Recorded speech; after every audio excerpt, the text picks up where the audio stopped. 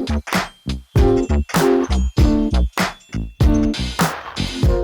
there, my name's Kidz and welcome to God's Great Story. Today we're going to have a story from the Jesus Storybook Bible by Sally Lloyd-Jones. But first, do you remember the memory verse for last time? Let's do it together. Everything you do is right, and no other God compares to you. How did you go? Did you remember it? Well, before we get into the story, who wants to check out what Glitzy has for us today? You want to have a look? Me too. All right. Oh, it looks a bit flat today. Oh, this is interesting. That's a little baby. How cute. Put our little baby, might lay our baby down.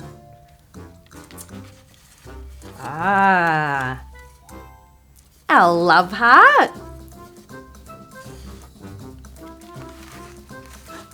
Oh, a laughing face.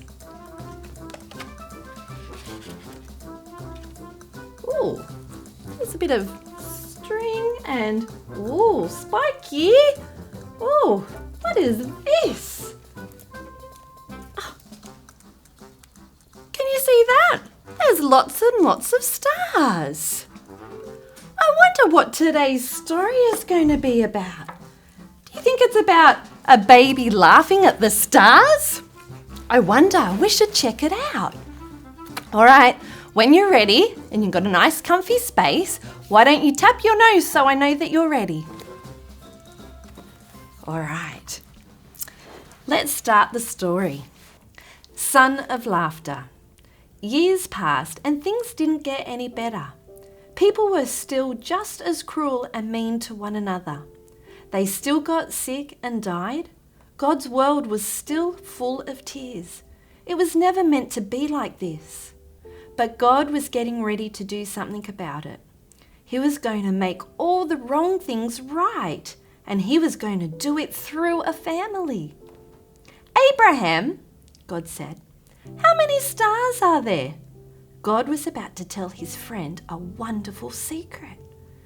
Let me see, Abraham said, rolling up his sleeves. Have you ever tried counting stars? Then you know how hard it is. 993, 994, 997. Oh, no, wait. 1, 2. Of course he kept losing count. Too many, he said. Guess what? God laughed. I will give you so many children and grandchildren and great-grandchildren, you won't be able to count them either. Abraham couldn't help giggle at such a wonderful idea. But he stopped himself. How could he have a family? Don't be silly. He didn't have any children, let alone grandchildren. He wiped away a tear.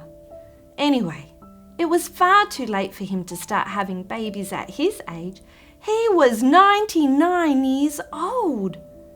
What could God mean? Abraham, God said, believe me. And then God told Abraham his secret rescue plan. Abraham, I will make your family very big, God promised, until one day your family will come to number more than even all the stars in the sky. Abraham looked up at the dark night sky, thick with stars. You will be my special family, my people, and through you, everyone on earth will be blessed. It was an incredible promise. God was going to rescue the world through Abraham's family.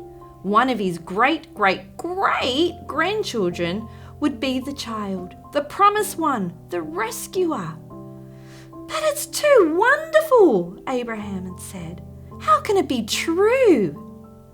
Is anything too good to be true? God asked. Is anything too wonderful for me? So Abraham trusted what God said more than what his eyes could see. and he believed. Now, when Abraham's wife Sarah heard God's promise, she just laughed to herself. But it wasn't a happy laugh. It had tears in it. She'd always wanted a baby. Could her dream come true? Could she really have a baby when she was 90 years old? No, of course not. Don't be silly. It was far too late. Sarah didn't believe God could do what he promised. She had forgotten that when God says something, it's as good as done. Of course, it was as easy for God to give her a baby son as it was for him to make all the stars in the sky.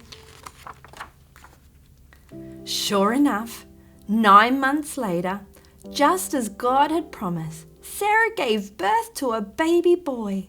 They named him Isaac, which means son of laughter. And Sarah laughed, but this time it was a glorious, happy laugh. Her dream had come true. God would do as he promised. He would always look after Abraham's family, his special people.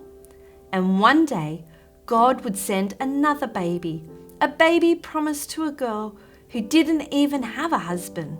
But this baby would bring laughter to the whole world. This baby would be everyone's dream come true. Wow, what a story! God sure likes to make his people laugh, doesn't he? And he is also the God who keeps his promises. Did you know that God never breaks a promise that he makes? Isn't that wonderful? All right, let's have a look at our items from a glitzy bag and see what they had to do with today's story. Our laughing face. There was lots of laughing, wasn't there? And the little boy, his name was Isaac, who was son of laughter. And here's our little baby over here, baby Isaac. And the stars, there was lots of talk of the stars, wasn't there? Abraham was going to have so many children and great-great-grandchildren that he wouldn't be able to count them. Like he tried to count the stars, but he couldn't. And our love heart. God loves his people so much that he has a plan to rescue them. And part of that plan was Isaac.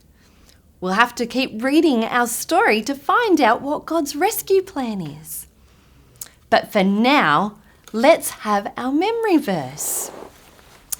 In Numbers 23:19, it says, God always keeps his promises.